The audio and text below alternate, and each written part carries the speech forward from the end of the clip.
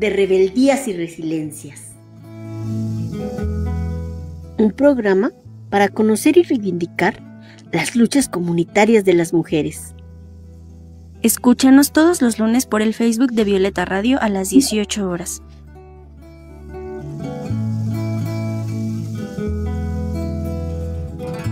Mujeres defensoras de la madre tierra, son ustedes el faro para la sociedad entera. Ponen sus cuerpos, alzan sus voces, lo arriesgan todo por salvar lo que nos queda.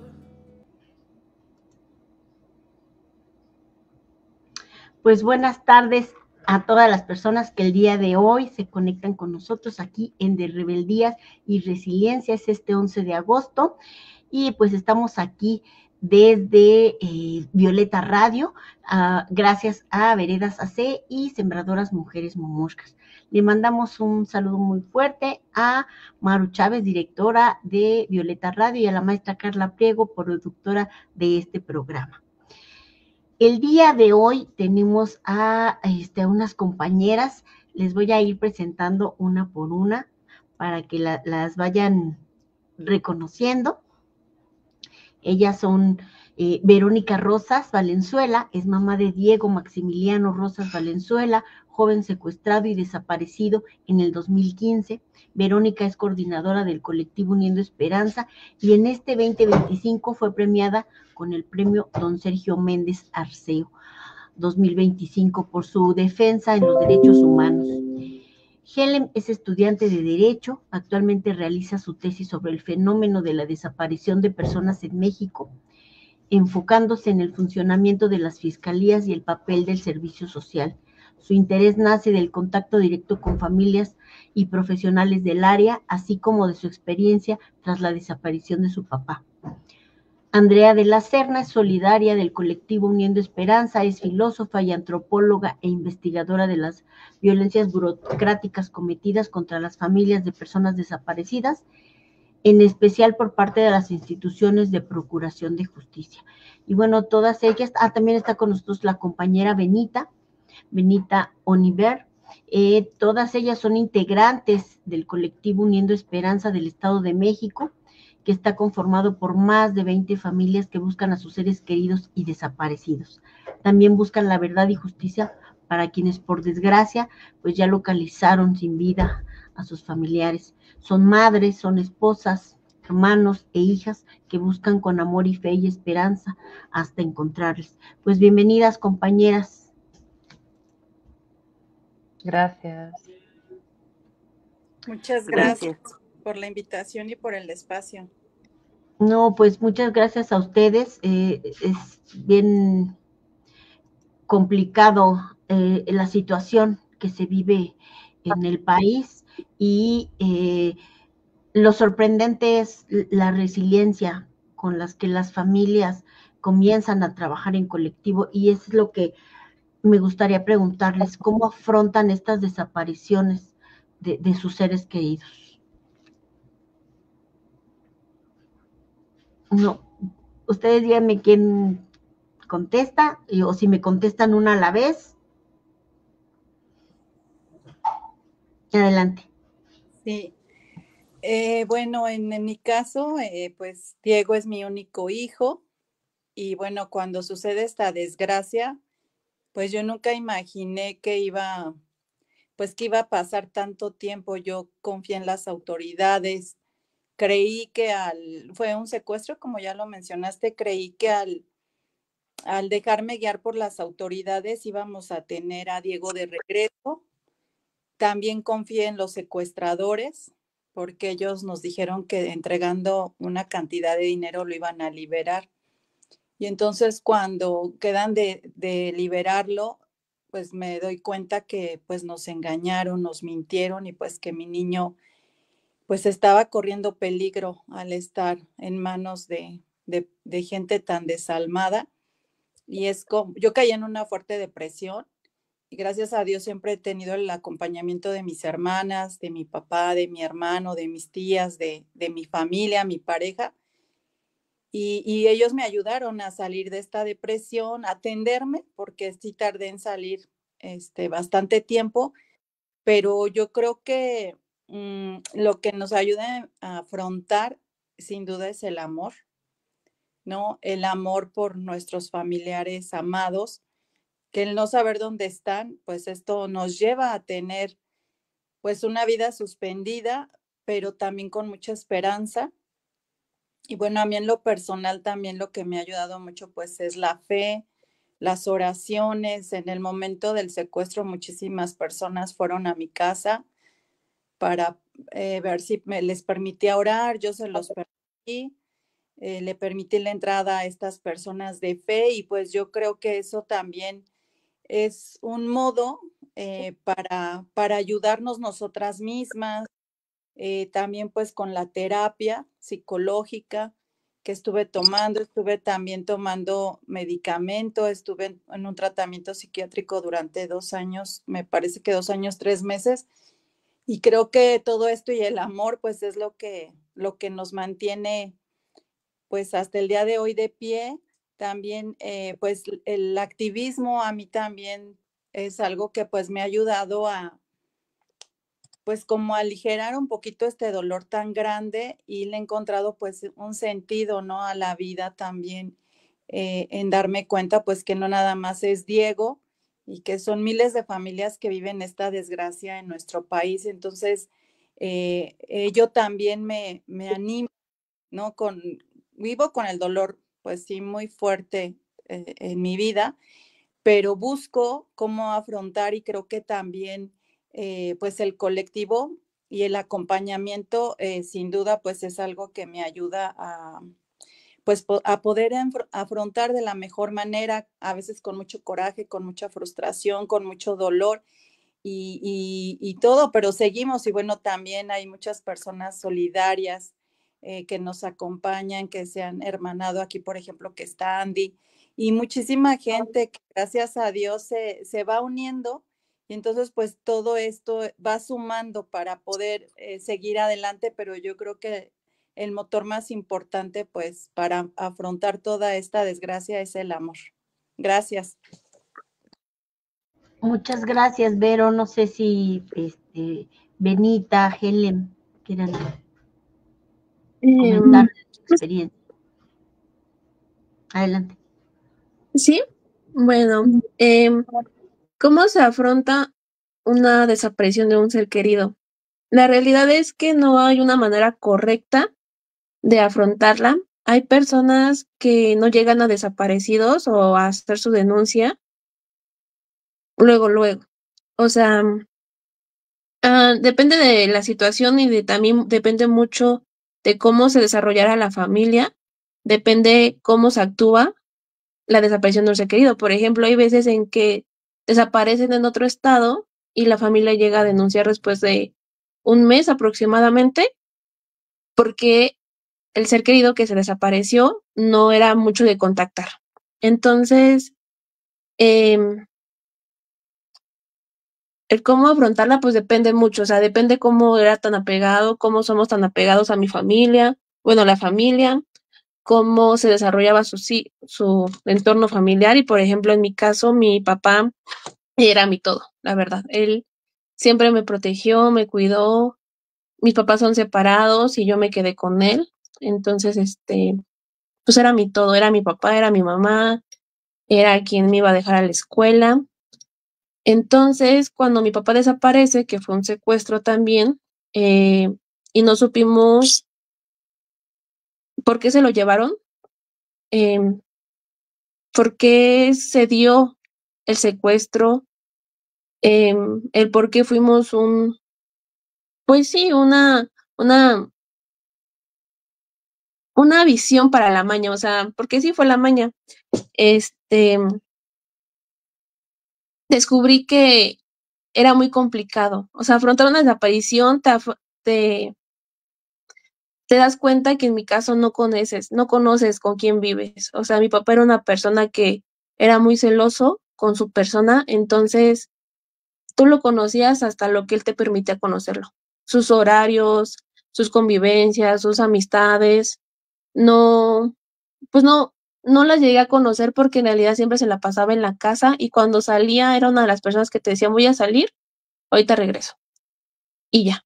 O sea, yo creo que los papás tratan de que el hijo no se preocupe, entonces mi papá siempre fue como de tú dedícate a estudiar y hasta ahí.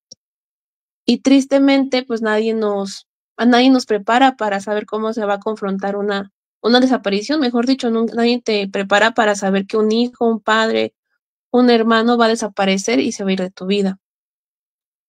Entonces, la manera en cómo lo confrontas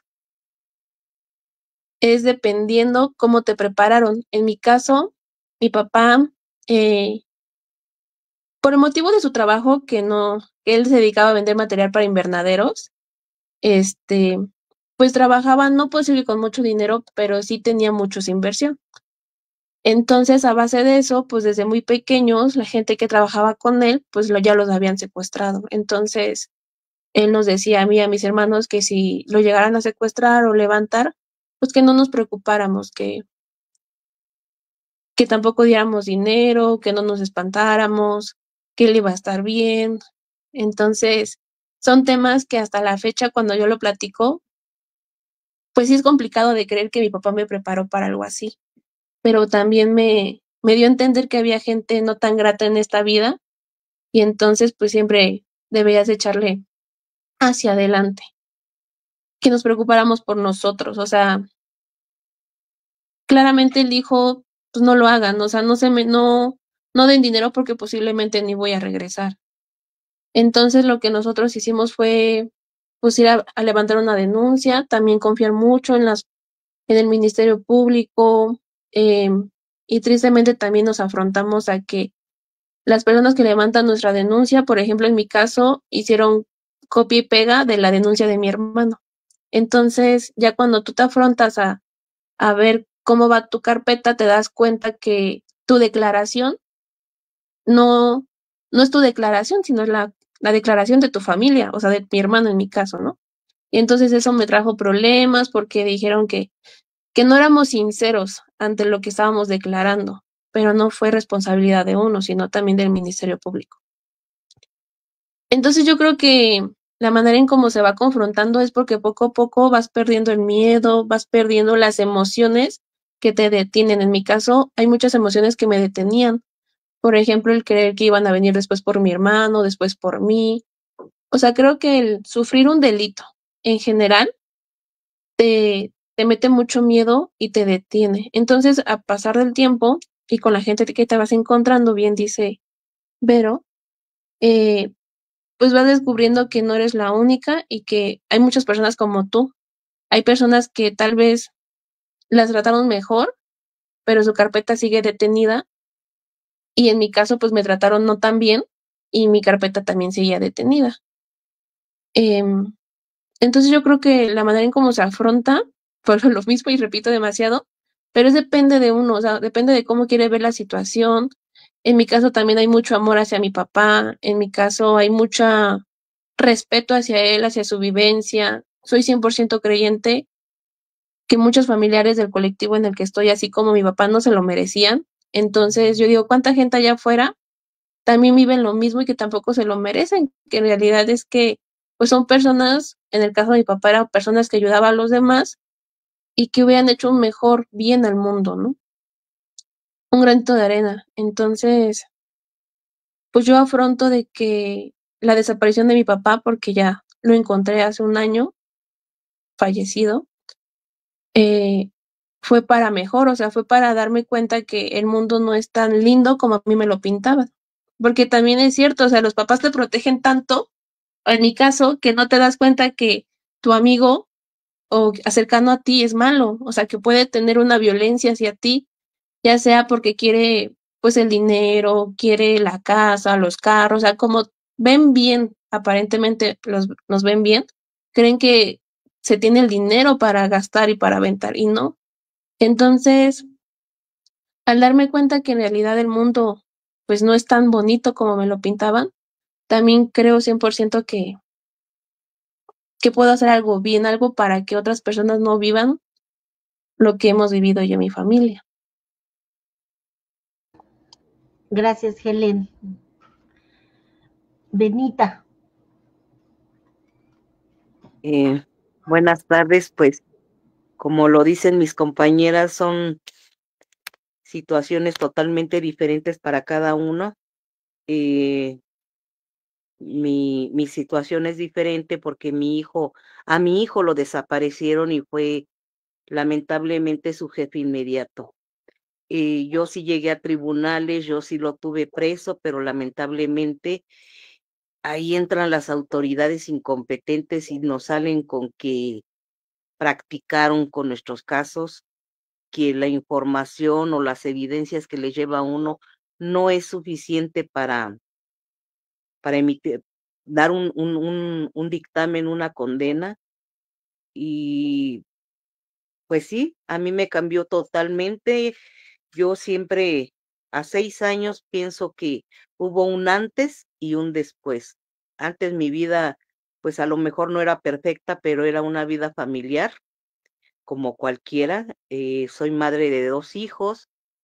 El más pequeño es el que no está, pero ahora que él no está, eh, yo pensé que no era fuerte, yo pensé que no podía hacer muchas cosas.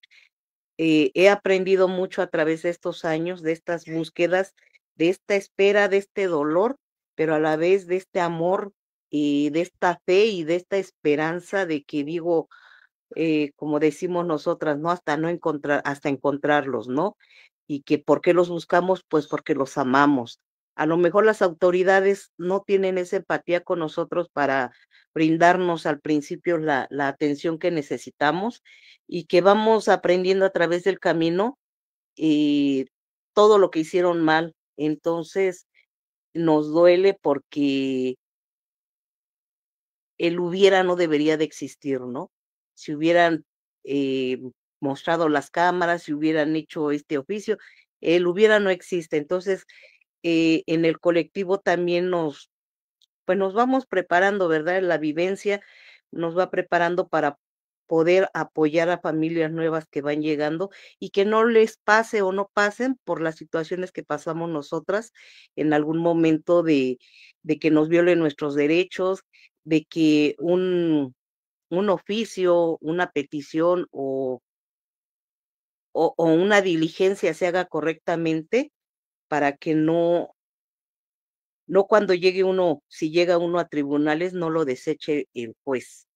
Y pues esa ha sido mi experiencia con autoridades, con la vida, pero también por el otro lado, pues conocer a saber que no soy la única persona, que hay muchas más personas que sufren lo mismo que yo, que hay muchas que no denuncian, pero las que denuncian, hay veces que queremos tirar la toalla y decir, bueno, ya hasta aquí, porque es luchar contra las autoridades, con las enfermedades, con todo lo que conlleva estas situaciones que son propias de aquí, de estas búsquedas, ¿verdad?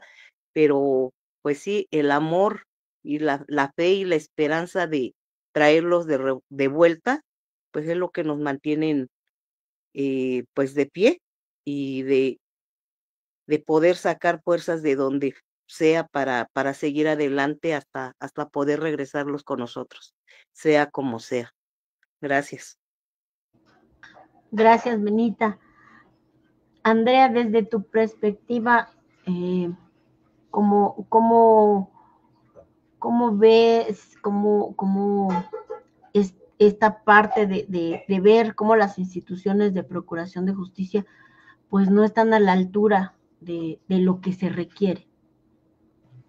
Sí, pues como decían las compañeras, creo que es algo que han repetido las tres, ¿no? Es una constante que, no sé, yo inicié hace 4 años en la colaboración con ellas, a acompañarlas y por desgracia ellas pues ya llevan mucho más tiempo en este camino y es algo que seguimos viendo a día de hoy. O sea, cómo se pierden carpetas, cómo no se hacen las diligencias necesarias en las primeras horas de reacción, que debería ser una reacción inmediata, las cámaras que decía Benita, cómo no se piden, en fin, hay toda una serie, el despliegue inmediato no se hace, no se giran los oficios correspondientes a las instituciones forenses. Hay toda una serie de prácticas que podríamos llamarlas, creo que a veces negligentes, se queda corto para describir lo que está sucediendo, porque no son acciones aisladas, sino que es sistemático, que no se investigue, que no se busque, ¿no? Entonces creo que, pues que por desgracia a las familias, son las familias las que están impulsando, son las familias las que están moviendo sus propios casos y los de sus compañeras y los de sus colectivos, y el Estado siempre llega tarde, siempre va detrás, siempre va con retraso, ¿no? Entonces, pues hay que pensar qué es lo que está pasando para que ellas, sobre todo las mamás, las familias, no tengan esta carga y esta gran responsabilidad a sus espaldas. Porque, como decía Benita, además, esto deriva en enfermedades y en muchísimas otras complicaciones, ¿no? De algo de lo que ellas no se tendrían por qué estar ocupando. Claro, claro. Aparte, lo doloroso que es y tener que hacer el trabajo que no te corresponde, ¿no? Que para eso están las instituciones. Esto me lleva a la siguiente pregunta, que es, ¿cuál es el proceso que una persona que acaba de perder a un ser querido debe realizar? Porque también hemos escuchado muchísimos casos de que llegas al MP y como no sabes, te dicen, no, espérate 72 horas, ¿no? Entonces, no sé si ustedes ya saben cuál es y nos los quieran compartir el protocolo que debe seguir, ¿no? En una situación como esta.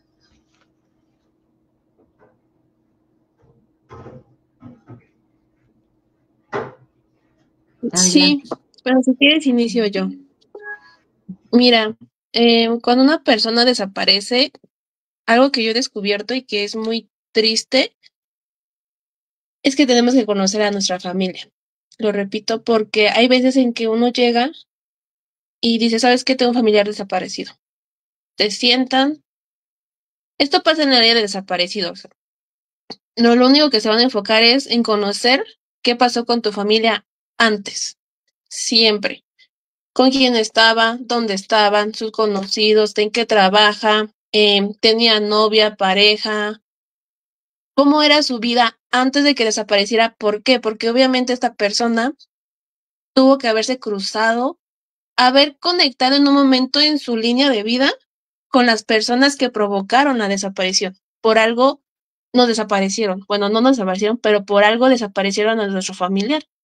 En mi caso, se presume que fue alguien cercano que mi papá, pues puedo decir que confió y que le abrió las puertas a mi casa porque mi papá era muy celoso, otra vez mi papá era muy celoso de su persona y no permitía que entrara gente extraña, o sea, muy pocos sabían el horario que teníamos. Entonces, cuando entran por él, porque entraron a mi domicilio, conocen la casa, conocen los horarios, quiénes estaban, por qué estaban. Entonces, es cuando ahí empiezas a analizar y te das cuenta que ya se habían conectado, que ya había estado en el foco. Entonces, el MB te va a empezar a preguntar eso, te va a empezar a decir los horarios.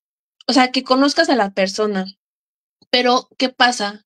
Que se repite demasiado la historia en de decir, no sé con quién hablaba, no sé dónde andaba, o sea, me decía que ahorita salía, pero regresaba,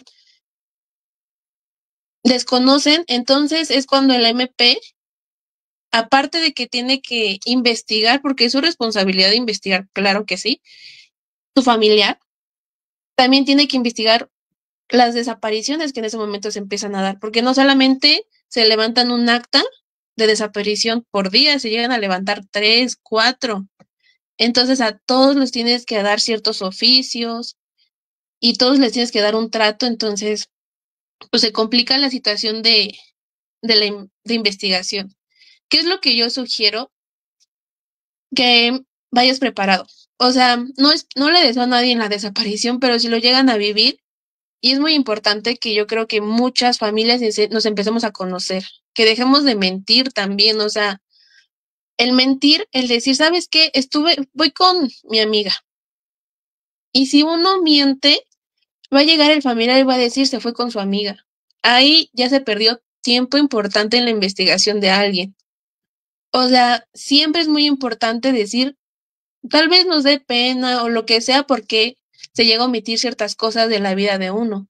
Pero es muy importante siempre decir a dónde vamos, con quién vamos y a qué hora regresamos.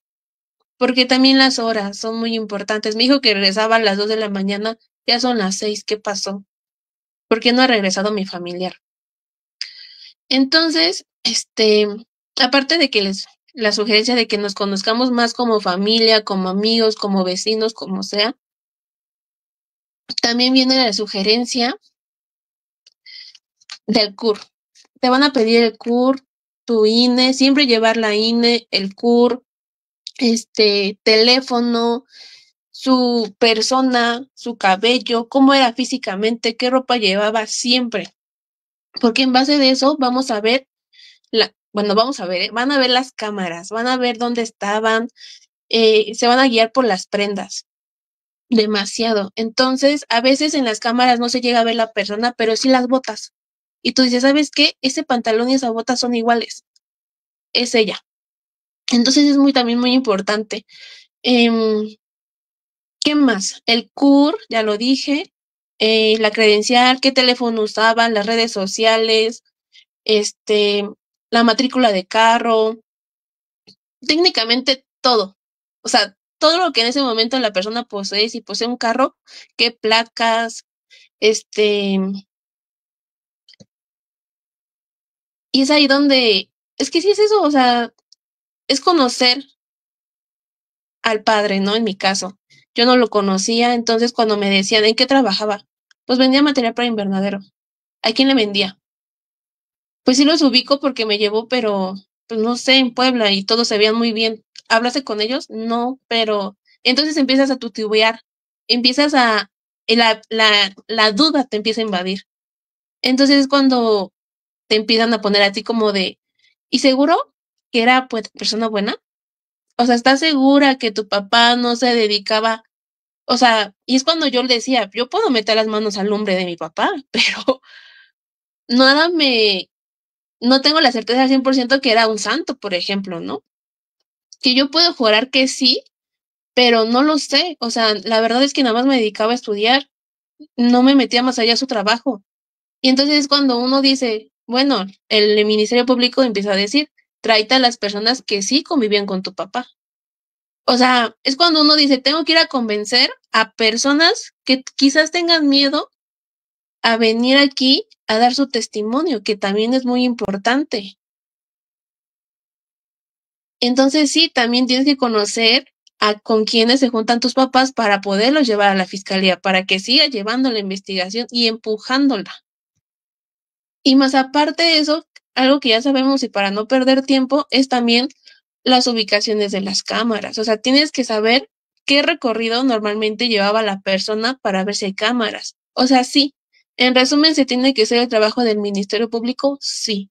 Uno como familiar tiene que empujar la carpeta también. Porque tristemente sabemos que hay una crisis, que hay muchos desaparecidos. O sea, ya estamos en un punto, yo creo que al menos México, en el que ya no nos podemos confiar al 100% de la seguridad pública o del Ministerio Público, porque una persona tiene 25 carpetas, o sea, y todos son importantes para él. No puede poner más atención en uno porque todos son desaparecidos, entonces, ¿a quién más nos importa encontrar a nuestra familia? A mí. A mí me importa y me importó demasiado encontrar a mi papá, sí. Ayudaba en el camino para encontrar a otras personas también, pero nunca perdí el objetivo de decir mi papá. Y aún así la desaparición de mi papá, que fue hecha por particulares, también hubo otra desaparición que es la administrativa, porque mi papá desaparece o se lo llevan el 2 de marzo del 2020, lo encuentran el 5 de marzo del 2020 y lo llegó a encontrar en la CMFO de Hidalgo hasta el 2023. Entonces también hay otra desaparición administrativa ahí y ya no hay gente mala, sino gente pues sí, de los cargos públicos que tal vez por la crisis, porque no hacen bien su trabajo, por lo que sea, pues se perdió mi papá por 3 años, ¿no? Entonces, pues yo creo que esas son las recomendaciones que puedo decir yo como de, pues prepárense para vivir toda esta tormenta, sí, para la injusticia también, pero no hay de otra, o sea, no hay otro camino más que, pues ya decir sí se desapareció, pero pues vamos a encontrarlo, o sea, no hay otra. Creo que eso sería lo que puedo aportar. Gracias, Helen. Andrea, adelante. Bueno, así no, quería como hacer un poquito el marco, porque estabas preguntando por los itinerarios que vale la pena seguir en caso de que, por desgracia, suceda la desaparición de un familiar. El colectivo tiene una página web que se llama https normal esperanzas.org, y ahí pueden acudir porque hay una pestañita, una ventana que se llama sobre la desaparición de personas. Y ahí hay un repositorio de información donde van a poder encontrar qué hay que hacer en el momento en el que sucede una desaparición. Entonces, para esto hay que tener en cuenta que en México hay una legislación general, que es la Ley General en materia de desaparición forzada, desde el 2018, que ordena y exige que existan una serie de instituciones. Hay 2 instituciones fundamentales que se encargan de la búsqueda y la investigación de personas desaparecidas. Las primeras son las fiscalías especializadas en desaparición. Es muy importante que en el momento en el que acudan a hacer la denuncia y el reporte a fiscalía, esa denuncia quede en la especializada y no en la de turno o en la de trámite, sino que realmente pueda atenderlo la fiscalía especializada, porque si no, luego se empiezan a hacer todo tipo de desórdenes, ¿no?, en la investigación del caso. Entonces, lo primero sería poner la denuncia del reporte en la Fiscalía Especializada en Desaparición de la agencia del Ministerio Público que corresponda en el municipio. Y lo segundo, de esto se debería encargar la Fiscalía, pero no siempre lo hacen. Lo segundo es también asegurarse de que haya un reporte de búsqueda en la comisión de búsqueda. La comisión de búsqueda es la otra institución, además de la Fiscalía, que se encarga de buscar. Entonces, la Fiscalía investiga la desaparición en el proceso penal, el delito, y la comisión lo que hace es buscar a la persona independientemente de que haya sucedido o no un delito. Entonces, estas serían las 2 instituciones y las 2 maneras que tenemos, las principales, de ir a reportar a las autoridades en caso de que suceda una desaparición. Y hay una tercera que se hace por la vía judicial, que también es importante y no es tan conocida, que es el amparo buscador. Y el amparo buscador es una especie de habeas corpus en el que el familiar o la familiar puede decir: tengo una persona desaparecida, y ahí el juez ordena una búsqueda en todo el sistema de instituciones en caso de que esta desaparición fuera forzada, es decir, cometida de manera directa por agentes del Estado, ¿no? Entonces, estas serían las 3 maneras. Solo quería como dejarlo en el panorama general, porque es importante, por desgracia, también saber qué se puede hacer. Y ya les paso la palabra a las compañeras. Ahorita si me mandas un mensajito con el nombre de la página web para subirla. Gracias, Andrea. Benita o Verónica. Adelante. Yo solamente quería agregar, ya lo que comentó Helen, pues es una desgracia, que bueno, desgracia, ni siquiera deberían de existir las desapariciones, pero desgraciadamente pues sabemos, como ya lo hemos mencionado y lo han mencionado mis compañeras, que pues es algo que va en aumento. Yo también les recomendaría pues acercarse a los colectivos. Hay más de 200 colectivos en todo el país, porque desgraciadamente, como ya escucharon, pues las autoridades están rebasadas y además, pues con las malas prácticas que se llevan en las instituciones, pues no se generan las acciones inmediatas en las primeras horas. Entonces, pues esto impacta para poder encontrar a las personas rápidamente. Entonces, pues también hay colectivos. Nosotros también hay en la página web y tenemos un Facebook que es Colectivo Uniendo Esperanzas Estado de México, y también nosotros pues podemos ayudarles a empezar, ¿no?, con esta terrible situación, pero no olvidando que las primeras horas son las más importantes y también pues en todos los estados hay colectivos y también hay muchas ONGs de derechos humanos que también pueden acompañarles para que no estén solos, ya que pues es también sistemático la indiferencia, la apatía y la falta de voluntad de las autoridades en temas tan delicados. Gracias. Gracias, pero Benita. Bueno, yo solo comentarles que cuando es el momento de denunciar una desaparición, pues desde el primer momento que no sabes de tu familiar, ¿no? Porque por mucho que desconozcas información de tu familiar, pues sí sabes más o menos la hora, los lugares, el horario más o menos que tienen. Entonces, en las primeras horas que tú ya empiezas a notar esa ausencia, es el momento de ir a la fiscalía a levantar esa denuncia. Si te dicen que tiene que pasar cierto tiempo, no, desde el primer momento en que tú ya sientes el peligro, en que tu familiar le llamas por teléfono y no te contesta, en ese preciso momento es ir con las autoridades a presentar la denuncia. No dejarse engañar de que pasen 72 horas, no permitir que los etiqueten, porque lamentablemente los etiquetan. Si es hombre, andaba en los vicios o con malas compañías. Si son mujeres, pues es que andaban de locas, andan con el novio y ahorita regresan. No debemos de permitir eso, porque eso es una de las cosas que siempre suceden al principio, que cuando uno va a levantar la denuncia, para empezar, te tienen las horas ahí esperando para poderte pasar con el MP a levantar tu denuncia. Y en segunda, eh, el que te los empiecen a etiquetar, tú, por mucho que no conozcas a tu familiar, sabes de lo que son capaces y sabes hasta dónde puedan llegar, ¿no? Entonces, por ejemplo, yo con mi hijo, yo tenía una comunicación muy abierta con él, yo sabía dónde andaba, con quién estaba y todo. Pero aún así, antes de ir a poner la denuncia, yo me dediqué por mi cuenta con mi familia a buscarlo. Posteriormente, en la noche me fui a poner la denuncia y me tuvieron hasta la madrugada. Entonces, pues yo les recomiendo eso, que inmediatamente que no sepan de su familiar, es ir a denunciar esa desaparición para que se emita el boletín de Odisea, un boletín de búsqueda, y que las autoridades pues empiecen a hacer su trabajo y pues uno impulsarlos, uno exigir que hagan y cumplan con lo que es su trabajo de ellos, ¿verdad? Gracias. No, gracias a ustedes. Esto me hace pensar, ¿están funcionando la Comisión de Búsqueda de Personas? ¿Realmente mínimamente están haciendo su trabajo todas estas instituciones?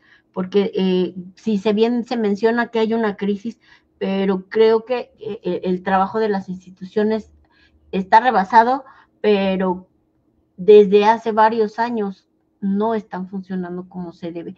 Y cómo podemos como sociedad exigir que esto funcione. Estamos en esta crisis y no funcionan las instituciones y la sociedad, estamos asustados, pero no sabemos cómo colaborar. ¿Qué acciones se tendrían que tomar desde la sociedad civil para que vaya este engranaje comenzando a caminar y realmente puedan ayudar a las familias que tienen personas desaparecidas?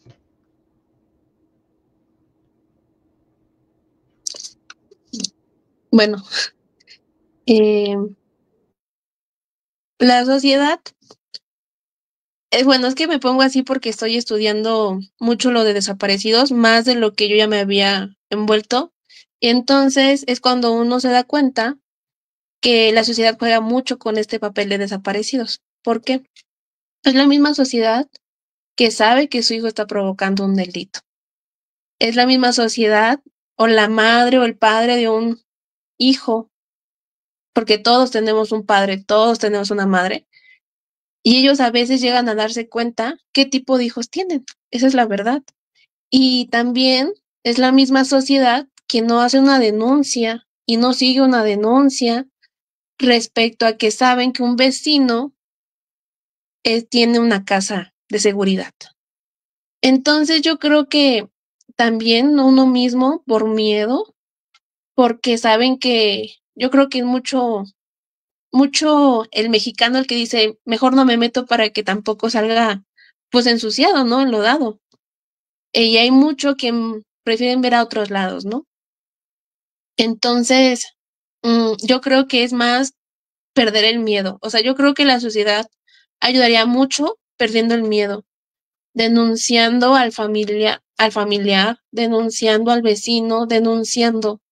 Claro que como todo hay consecuencias y todo mundo tenemos miedo a perder la vida porque sí, la vida es algo apreciable, algo que atesoramos, algo que hasta la fecha de hoy no sabemos si regresemos, pero ¿cuántas vidas no se hubieran salvado si el padre que vio que su hijo ya empezaba en malos pasos lo hubiera detenido?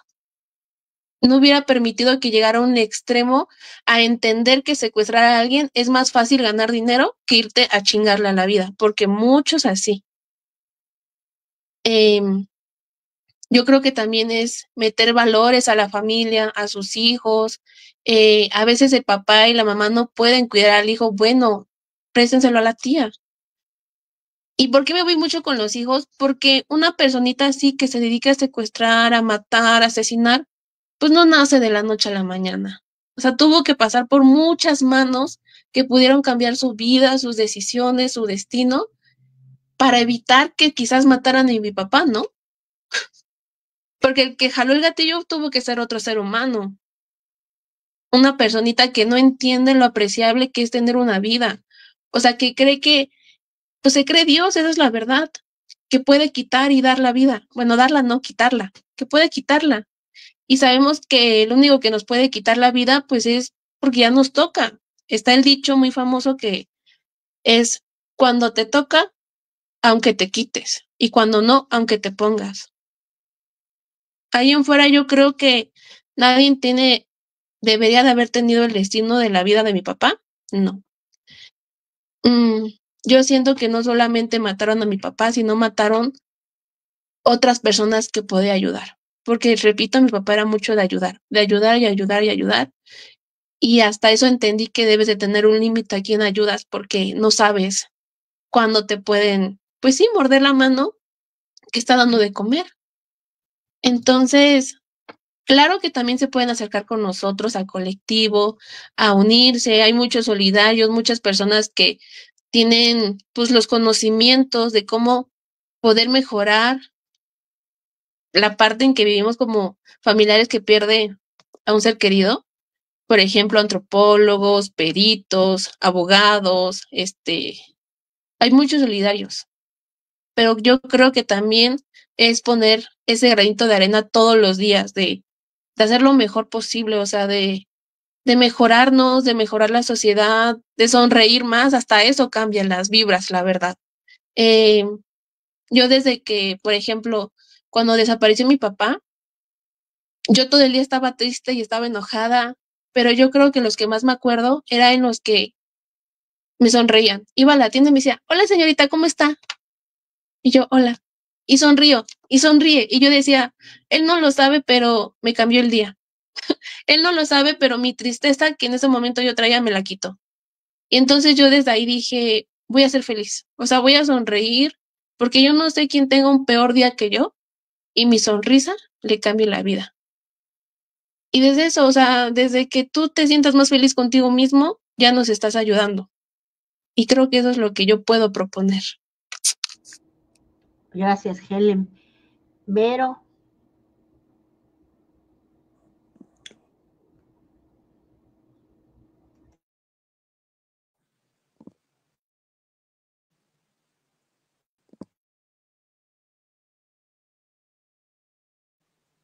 Ahí estás, Vero.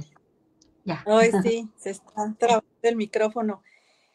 Pues para nada más concluir un poquito lo que menciona Helen, pues yo creo que sí, ese es un tema muy, muy importante, ¿no? Que yo los invitaría, pues, como sociedad a no normalizar a no normalizar la violencia, a no normalizar las desapariciones, los feminicidios, los secuestros, a despertar todos los días con estas noticias.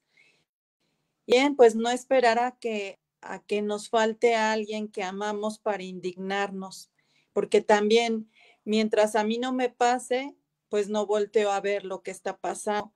Y también como menciona Helen, nosotros como familiares estamos organizados en el colectivo, pues hacemos diferentes acciones, pues hacemos marchas, las marchas son pacíficas, que se unan, que se acerquen a conocer pues lo que está pasando, ¿no? También lo que mencionaba Benita, estigmatizar porque hay este prejuicio con las personas desaparecidas, que pues en algo andaban, con quién se juntaban, pero creo que es una manera de encerrarse y no querer ver una realidad. Y también creo que puede ser un poco por miedo, ¿no? De no querer saber, pero pues si seguimos nosotros como sociedad indiferentes, sin querer saber la realidad, pues esto va a ir en aumento, ¿no? Creo que también como sociedad pues nos falta organizarnos mucho. Ya somos pues algunos colectivos también su lucha, ¿no? De ustedes.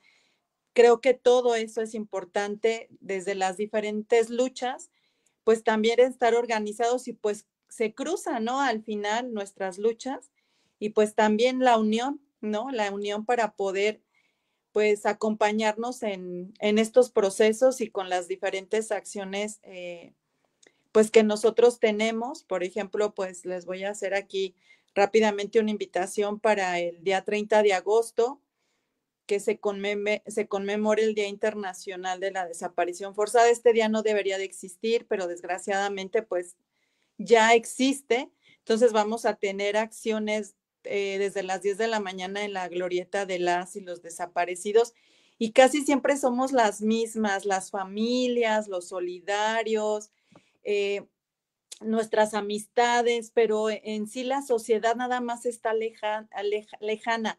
No se acercan a ver, pero eso sí, a veces nos han gritado, a mí me ha pasado que me han gritado, me han insultado, y no saben el que uno esté ahí, pues todo lo que implica para nosotras también como personas, porque al vivir esta desaparición de mi hijo, pues mi vida cambió completamente, mi vida, como decía Benita, hay un antes y un después. Todas las personas que estamos en esta lucha también estamos luchando, pero porque esto ya no se repita, por la no repetición, por procurar la justicia, porque pare la violencia. Entonces, pues también como sociedad, pues acérquense.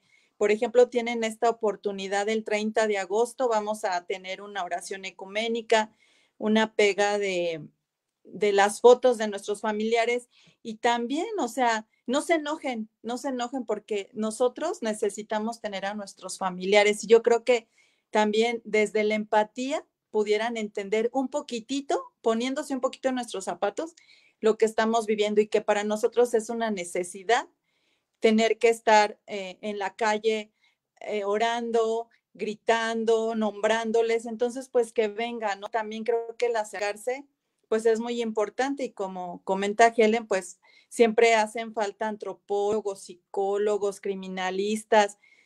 De verdad hay tanta necesidad en esta lucha que sí necesitamos pues de la empatía y de una sociedad más consciente y más cercana a una realidad que a todos puede pasar. Gracias. Gracias, Vero. Benita. Bueno, pues, ¿qué puedo decir, verdad? Ya lo dijeron las compañeras, pero yo siempre le he pedido a la sociedad desde un principio que adopten a un desaparecido.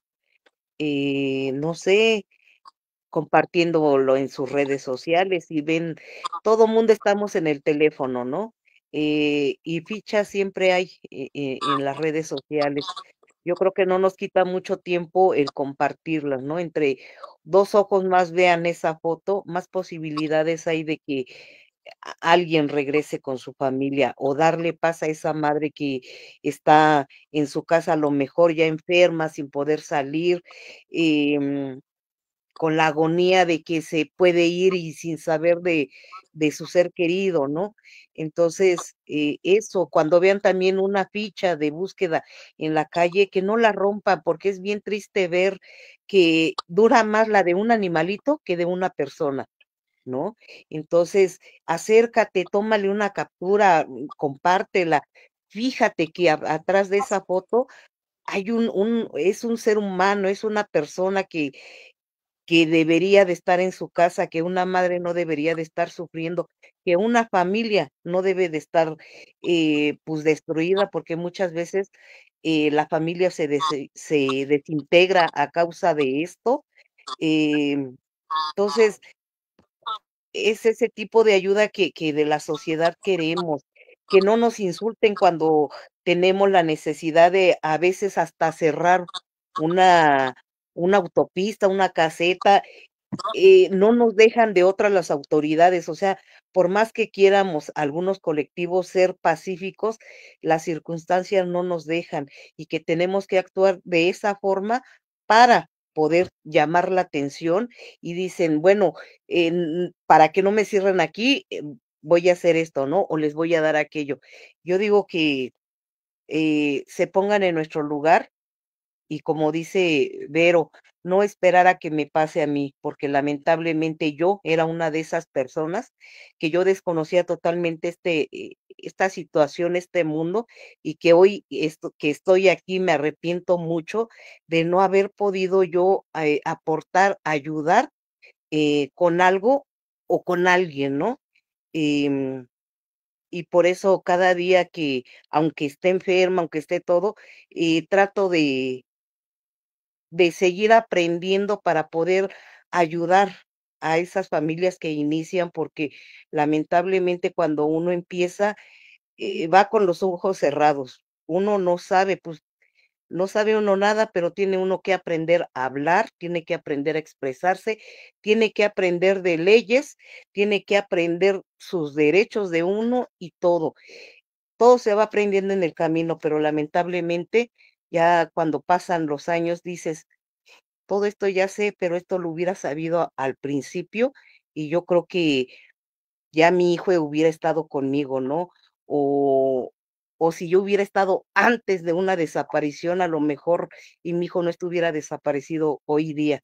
Pero yo le invito a toda la gente en general que nos ayude. Yo creo que, em, es el compartir, el respetar un boletín de una persona desaparecida, para nosotros es bien importante, que no los etiqueten, que no se burlen, porque muchas veces no solo las autoridades, la gente, los vecinos dicen: "¿Ya viste? Desapareció fulanito", pues en esos pasos andaba para que lo hayan desaparecido. Se olvidan de que es un hijo. Yo digo, si es un delincuente, bueno, pues hasta el más peor de los delincuentes tiene derecho a ser buscado. Juzgado también en su debido momento, si debe algo a la sociedad, claro que lo tienen que juzgar, pero antes, si fue desaparecido, tiene que ser buscado y encontrado. Gracias. Gracias, Benita. Andrea. No, pues yo lo que puedo aportar es como persona solidaria. Yo no tengo directamente a una persona desaparecida, sino que acompaño en la medida de lo posible al colectivo y a las familias. Y creo que pues justo uno de los aprendizajes que he tenido y que ellas me han dado es este ver que hace falta un poco más de amor, ¿no?, en la sociedad. Que si estas cosas están pasando no es, de nuevo, no es algo aislado, no es porque nadie se lo estuviera buscando, sino porque socialmente lo estamos permitiendo. Entonces, tal vez cada quien tenemos que reflexionar, cada quien tenemos que preguntarnos de qué manera podemos estar contribuyendo a que esto siga sucediendo. Porque si esto no para, tiene que ver con nosotros. Nos corresponde a todas y a todos como sociedad mexicana y también internacional, porque hay personas migrantes desaparecidas y por toda una situación global, ¿no? Pero en primera instancia a la sociedad mexicana, qué estamos haciendo en nuestro día a día que permite que esto siga sucediendo, que permite que cada día desaparezcan personas. Hoy ya tenemos más de 130.000 personas desaparecidas en México. Esto debería ser inadmisible para cualquiera, debería generar enojo, indignación. Entonces podemos preguntarnos qué está pasando para que esto no, para que continúe, ¿no? Y que no haya enormes masas de gente en la calle diciendo que esto tiene que parar. Y bueno, ya en términos más concretos, pues hay muchas maneras de colaborar. Como estudiantes e investigadoras normalmente tenemos más tiempo, pueden acercarse a los colectivos, preguntar lo primero, de qué manera pueden colaborar.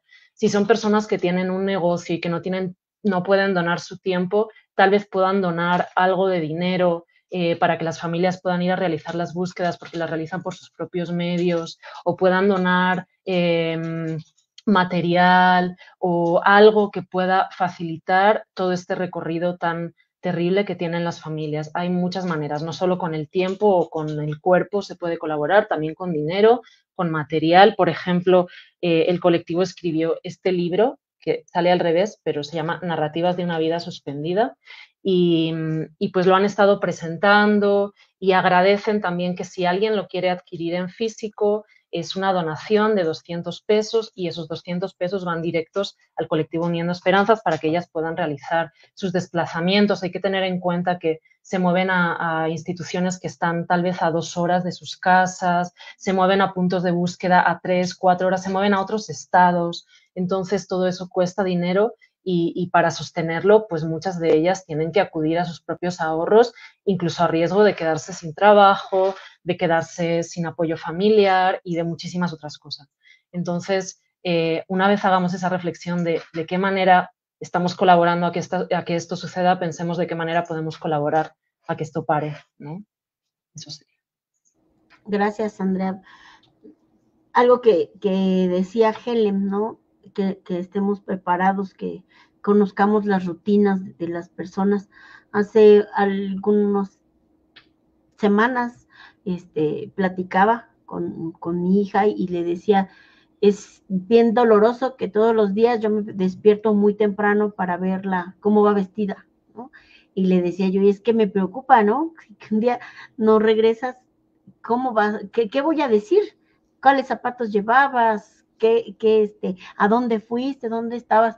Y qué doloroso, como dicen Andrea, Vero, Benita, Helen, esto no debería estar pasando, pero es nuestra realidad, ¿no? Y cuando le comenté eso, ella me decía que con otra amiga había platicado y que decían, lo que más les preocupa, a lo que más le temían, era desaparecer y no ser encontradas, ¿no? Entonces, creo que es terrible esta crisis que se nos está viniendo encima, pero esta parte que hablan de la sociedad, ¿no? Como parte de la sociedad, ¿qué estamos haciendo? ¿Lo estamos normalizando otra más? Y de qué forma vamos a concientizarnos hasta que nos pase. Creo que es algo que tendríamos que poner sobre la mesa de todas las personas que estamos en esta sociedad, que podemos poner un granito de arena y no nada más es sumarse a las actividades. Yo creo que sería exigirle al Estado que haga su trabajo, ¿no? Exigirle al Estado que cumpla con hacer bien estas denuncias, que cumpla con hacer una investigación formal que realmente genere estos y evite que pasen estas cosas y que cuando pasan deje de ser un martirio para las familias, ¿no? Lo que decía Helen, se encuentra a pocos días su papá y tardó 2 años para poder localizarlo. Vero, ¿cuántos años tiene buscando a su hijo, no? Benita, ¿no? Entonces creo que es muy doloroso. Yo les agradezco infinitamente. Últimamente en la zona de Milpalta, que estamos al sur de la Ciudad de México, se está viendo con mucha frecuencia, ¿no? Desapariciones de mujeres, principalmente niños, y es muy doloroso. Y justamente quería hacer como esta triangulación porque no sabemos qué hacer, no sabemos a dónde recurrir. Y saber que existe un colectivo, 200 colectivos, que pueden darnos luz y que podemos acercarnos, y si no ha pasado, poder acercarnos a ellos. Creo que eso es lo que me da mi esperanza. Yo espero que también ustedes la sientan. Este programa es para dar la voz a estas situaciones. Estamos aquí para el día que gusten y necesiten dar una información, con mucho gusto, pásennos las ligas, Andrea, para que podamos hacer difusión de las actividades que están haciendo. Y pues no sé si tengan un mensaje final, ya se nos terminó el tiempo, pero si tienen a alguien que decir un mensaje final.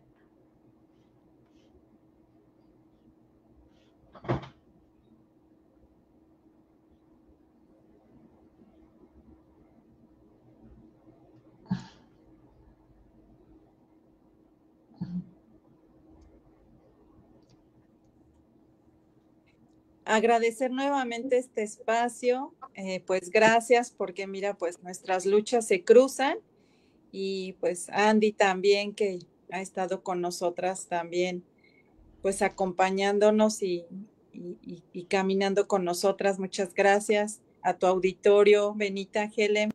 Pues nada, agradecer y pues hasta encontrarles. Buenas noches.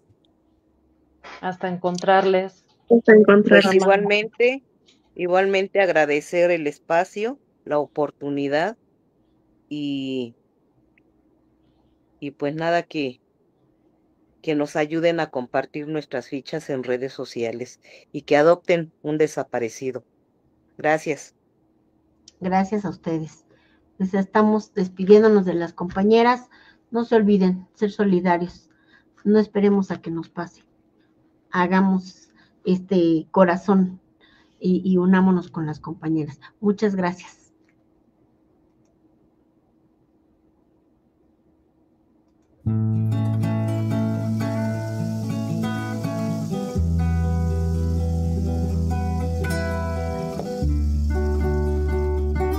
De Rebeldías y Resiliencias. Un programa para conocer y reivindicar las luchas comunitarias de las mujeres. Escúchanos todos los lunes por el Facebook de Violeta Radio a las 18 horas.